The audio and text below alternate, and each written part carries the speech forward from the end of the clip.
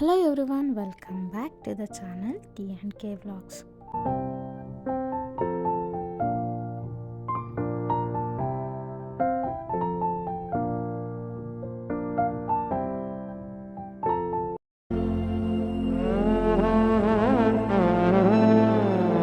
ನಾನಿವಾಗ share ಮಾಡ್ತಿರುವಂತಹ recipe ಬಂದು ಗೋಧಿ ನುಚ್ಚಿನ ಹಲ್ವಾ ಅಥವಾ ಗೋಧಿ ನುಚ್ಚಿನ ಕೀಲ್ಸ ಅಂತಲೂ ಹೇಳ್ಬೋದು.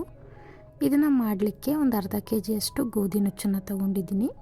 ಅದ್ರ ಜೊತೆ 1 ಕೆ ಜಿಯಷ್ಟು ಸಕ್ಕರೆ, ಹಾಗೆ ಗಸಗಸೆ, ಬಾದಾಮಿ ಮತ್ತು ಗೋಡಂಬಿ, ಕಾಯಿ ತುರಿ 1 ಕಪ್ಪಷ್ಟು, ತುಪ್ಪ, ಏಲಕ್ಕಿ ಪುಡಿ.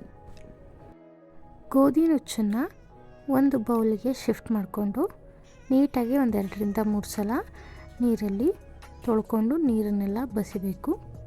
ಅದಾದಮೇಲೆ ನಾವು ಅಡುಗೆಗೆ ಯೂಸ್ ಮಾಡೋಂತಹ ನೀರನ್ನು ಯೂಸ್ ಮಾಡಿ ಗೋಧಿನ ನೆನೆ ಹಾಕಬೇಕು. ನೆಂದಾದಮೇಲೆ ಅದೇ ನೀರನ್ನು ಯೂಸ್ ಮಾಡಿ ಆ ಗೋಧಿನ ರುಬ್ಬೋದು. ಹಾಗಾಗಿ ಅದಕ್ಕೆ 3 ರಿಂದ 4 ಟೇಬಲ್ ಸ್ಪೂನಷ್ಟು ಗಸಗಸೆನ ಸೇರಿಸ್ತಾ ಇದ್ದೀವಿ.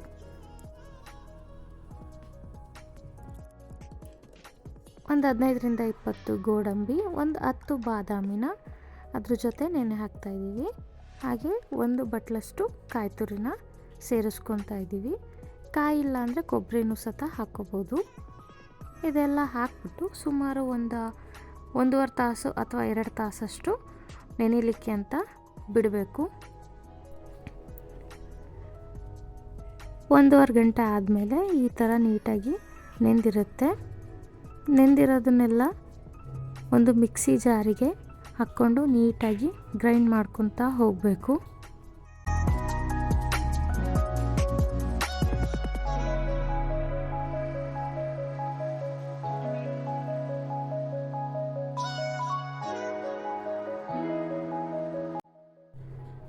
ಆದಷ್ಟು ನಯಸ್ಸಾಗಿ ಗ್ರೈಂಡ್ ಮಾಡಿ ಅದನ್ನು ಒಂದು ಪಾತ್ರೆಗೆ ಬಗ್ಗಿಸ್ಕೊತಾ ಹೋಗಿ.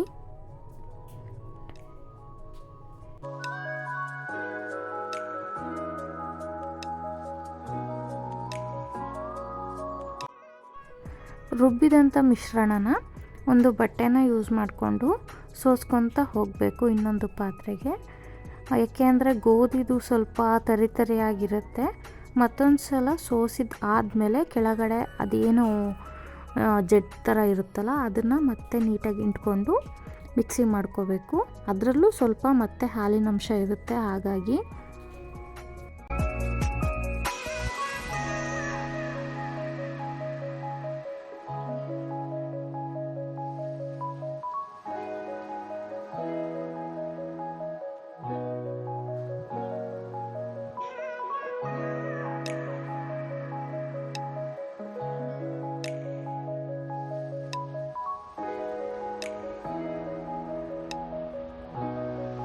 ಹಾಲು ಸೋಸಿದಂಥ ಪಾತ್ರೆನ ಒಲೆ ಮೇಲೆ ಇಟ್ಟು ಸಣ್ಣ ಫ್ಲೇಮಲ್ಲಿ ಇಟ್ಟ ತಕ್ಷಣವೇ ಸಕ್ಕರೆನ ಸೇರಿಸ್ಕೊತಾ ಹೋಗಬೇಕು.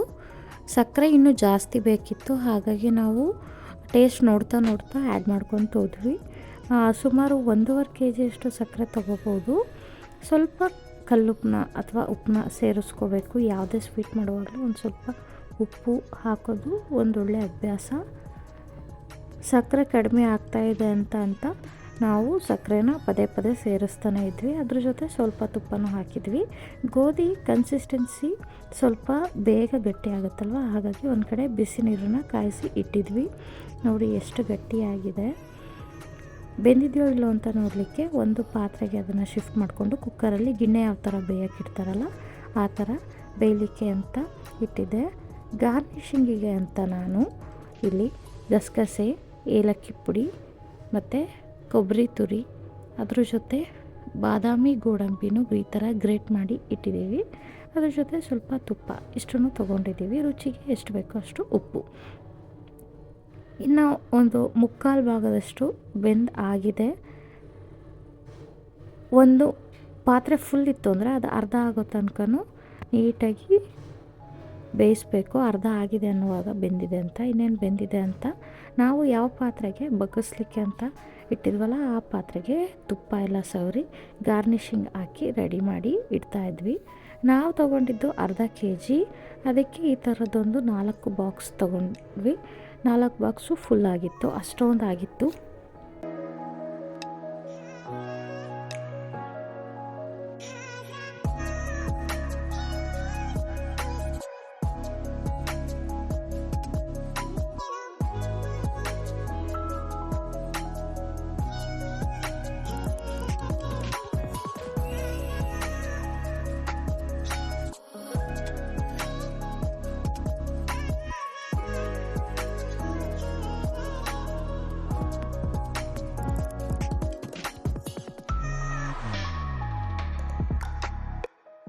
ಬಿಸಿ ಇದ್ದಾಗಲೇ ಅವನ್ನೆಲ್ಲ ಒಂದು ಬಾಕ್ಸಿಗೆ ಬಗ್ಸಿ ಅದ್ರ ಮೇಲೆ ಸ್ವಲ್ಪ ತುಪ್ಪನ ಹಾಕಿದ್ವಿ. ಒಂದು ದಿನ ಬಿಟ್ಟಾಗ ಅದು ಆರಿರುತ್ತೆ. ಇದು ತಿರುಗಿ ಮಾರನೇ ದಿನ ಬೆಳಗ್ಗೆ ತುಂಬ ಚೆನ್ನಾಗಿ ಆಗಿತ್ತು. ಗಾರ್ನಿಷಿಂಗ್ ಕೆಳಗಿರೋದ್ರಿಂದ ಇದನ್ನು ಈಗ ಪೂರ ತೆಗೆದು ಈಸಿಯಾಗಿ ಒಂದು ತಟ್ಟೆಗೆ ಇಟ್ಟಿದ್ವಿ. ಚೆನ್ನಾಗಿ ಕಾಣ್ತಾ ಇತ್ತು. ಇದು ಒಂದು ಟ್ರೆಡಿಷ್ನಲ್ ಫುಡ್ ಅಂತ ಹೇಳ್ಬೋದು. ಇದಕ್ಕೆ ನೀವು ಬೆಲ್ಲ ಹಾಕಿ ಮಾಡಿದರೆ ಇನ್ನೂ ಹೆಲ್ತಿಯಾಗಿರುತ್ತೆ. ಇದು ಒಂದು ಹೆಲ್ತಿ ರೆಸಿಪಿ. ಇನ್ನೂ ಯಾರಾದರೂ ನನ್ನ ಚಾನಲ್ನ ಸಬ್ಸ್ಕ್ರೈಬ್ ಮಾಡ್ದಲೇ ನೋಡ್ತಾ ಇದ್ದರೆ ದಯವಿಟ್ಟು ಸಬ್ಸ್ಕ್ರೈಬ್ ಮಾಡ್ಕೊಂಡು ನೋಡಿ. Thank you for watching. See you in a next vlog. Bye.